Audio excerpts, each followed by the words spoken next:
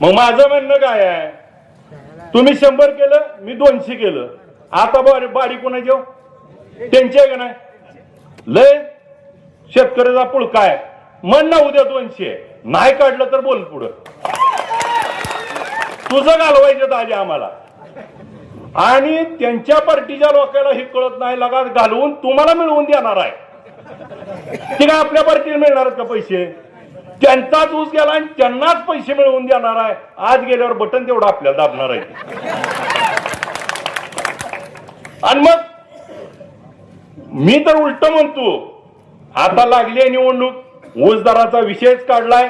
माझं जाहीर पत्रकार महोदय आपल्या निमित्तानं रणजित सिंह शिंदेंना आव्हान आहे, आपण जर खरंच त्या ठिकाणी सेवा करताय तर एखाद्या वडिलाने दिलेला शब्द पूर्ण करणारा खराच पोरगा मरत असतो. 600 रुपये उद्या जमा कर आणि मग मैदानात ये.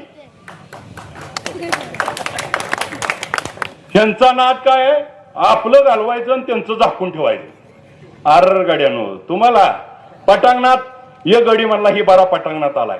आर मी पटांगणात 2 वेळा येऊन गेलो, तुम्हाला गावलो नाही.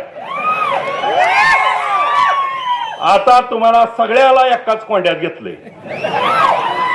कसा बाहेर निघताय बघतोस.